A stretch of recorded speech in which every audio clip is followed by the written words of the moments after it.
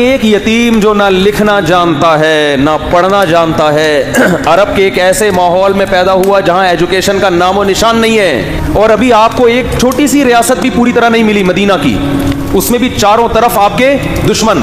مسجد نبوی جتنی بڑی ہے نا، اب پورا مدینہ نبی کے دور میں اس سے چھوٹا تھا۔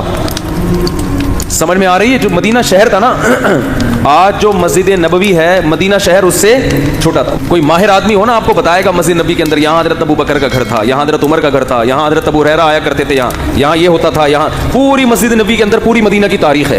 اتنی چھوٹی سی جگہ، بہت کمزور معمولی سی ریاست جو اپنے پاؤں پہ ابھی کھڑی بھی نہیں ہو پا رہی، سنبھل بھی نہیں پا رہے، اور خطوط لکھے جا رہے ہیں ہرقل کو۔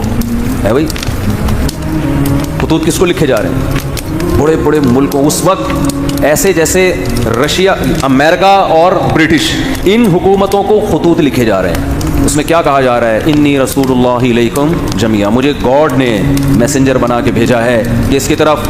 آپ کہتے ہیں جب اللہ کو اللہ کہا جائے گا تو گاڈ کیوں کہہ رہے ہو پھر بار بار گاڈ؟ اس لیے کیونکہ یہ لفظ گوروں کے لیے بھی ایکسیپٹیبل ہے نا، گاڈ کو تو وہ بھی مانتے ہیں نا، اللہ کو نہیں مانتے، گاڈ کو تو مانتے ہیں نا، تو اس لیے میں گاڈ کا لفظ استعمال کر رہا ہوں۔ اب میں آپ سے ایک بات عرض کر رہا ہوں کہ دنیا میں اس سے بڑے سفیر کی کوئی مثال مل نہیں سکتی، جو دعویٰ بھی کر رہے ہیں اللہ کی طرف سے تمام انسانوں کا رسول، اور اس دعوے پر عمل بھی کر کے دکھا رہے ہیں۔ بڑے بڑے بادشاہوں کو خطوط لکھ رہے ہیں۔ بعض بادشاہوں نے جب آپ کا خط دیکھا تو اسے پھاڑ دیا۔ آپ نے فرمایا اللہ اس کے اسی طرح ٹکڑے کرے گا جس طرح اس نے میرے خط کو پھاڑا ہے۔ آپ کہہ سکتے ہیں بھائی کسی کے خط کو پھاڑنے پر اتنی بڑی بد دعا کیسے دی جا سکتی ہے؟ بات یہ ہے کہ دعویٰ جتنا بڑا ہو اس دعوے کا انکار بھی اتنا ہی بڑا جرم ہوتا ہے۔ اس کے ذمہ لازم تھا، کیونکہ نئے پیغمبر کا لوگ انتظار کر رہے تھے، لوگوں کو یقین تھا کہ حضرت عیسیٰ ابن مریم آخری نبی نہیں ہے۔ عیسائی بھی انتظار کر رہے تھے، یہودی بھی انتظار کر رہے تھے۔ ایسے موقع پہ اگر کوئی دعویٰ کرے تو دعویٰ سنتے ہی اس کو پھاڑ ڈالنا یہ اللہ سے دشمنی لینے کے مترادف ہے۔ اس لیے رسول اللہ صلی اللہ علیہ وسلم نے فرمایا لا يسمع بی احد من هذه الامة یہودیا کان او نصرانیا ثم لم یؤمن بالذی ارسلت به الا دخل النار۔ فرمایا میری پوزیشن یہ نہیں ہے کہ کوئی میری دعوت سنے، اس کا دل چاہے تو مان لے، دل چاہے تو نہ مانے، نہ نہ نہ نہ نہ نہ۔ میری حیثیت یہ ہے کہ اس امت میں کوئی یہودی عیسائی میرے بارے میں سنے اور پھر تحقیق کر کے مجھ پر ایمان نہ لے کر آیا تو اس کا ٹھکانہ جہنم کی آگ ہے۔ اس نے اس کو ویلیو کیوں نہیں دی؟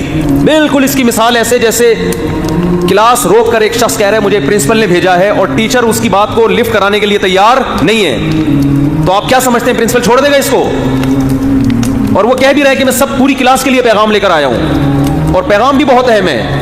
آج لبرل لوگ اعتراض کرتے ہیں نا، یہ کیا بات ہے محمد صلی اللہ علیہ وسلم پر کوئی ایمان نہ لے کر آئے تو جہنم میں جائے گا، اتنی سی باتوں پہ جہنم، یعنی وہ کہتے ہیں نا یہ لوگ ذرا سی بات پہ کہاں پھینک رہے ہوتے ہیں جہنم میں ڈال۔ بھائی اتنی سی بات ہے نہیں، کیونکہ دعویٰ یہ کہ مجھے خدا نے بھیجا ہے۔ اب آپ کے ذمے ہے کہ آپ تحقیق کرو کہ یہ اپنے دعوے میں جھوٹے ہیں یا سچے۔ آپ اس کان سے سن کے اس کان سے نکالنے کا آپشن آپ کے پاس ختم ہو گیا۔ ابھی آپشن نہیں ہے آپ کے پاس کہ ادھر سے سنیں اور ادھر سے نکال دیں گے، یار یہ مسلمانوں کے مذہبی معاملات ہیں، چھوڑو۔ آپ کہہ سکتے ہیں کہ کیا دلیل ہے آپ کے پاس کہ محمد ابن عبداللہ صلی اللہ علیہ وسلم اس دعوے میں سچے تھے؟ کیا دلیل ہے آپ کے پاس؟ ہم کہتے ہیں 1400 سال پہلے جو آپ کی نبوت کے برحق ہونے کے دلائل تھے وہ تو تھے، وہ لوگوں نے اپنی آنکھوں سے دیکھے۔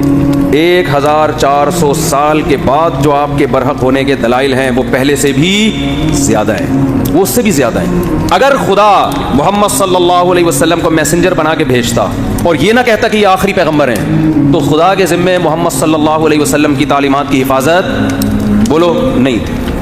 اللہ کہہ دیتا کہ ان کی تعلیمات جب مسخ ہوں گی تو میں دوسرا پیغمبر بھیج دوں گا۔ خدا نے محمد ابن عبداللہ صلی اللہ علیہ وسلم کے بارے میں 2 دعوے کیے، یہ میرے میسنجر ہیں اور لاسٹ میسنجر، ان کے بعد کوئی نبی نہیں ہے، کیونکہ ساری دنیا کے سارے انسانوں کے لیے۔ اس دعوے میں اللہ نے ایک اور دعویٰ کر دیا کہ ان کی تعلیمات کو میں قیامت تک کے لیے محفوظ کر دوں گا۔ اللہ کے ذمے تھا کہ محمد صلی اللہ علیہ وسلم کی تعلیمات کی حفاظت کرتے۔ یہ حفاظت خود اس کی دلیل ہے کہ محمد صلی اللہ علیہ وسلم لاسٹ میسنجر آف گاڈ ہیں، ورنہ کسی یتیم جو نہ لکھنا جانتا ہو نہ پڑھنا جانتا ہو اس کی تعلیمات کی اللہ کی قسم اسباب کی دنیا میں ایسی حفاظت کا انتظام اس زمانے میں تو ممکن ہی نہیں تھا، ناممکن، اور اس زمانے میں بھی اتنا پروٹوکول ملنا کسی کو ممکن نہیں ہے۔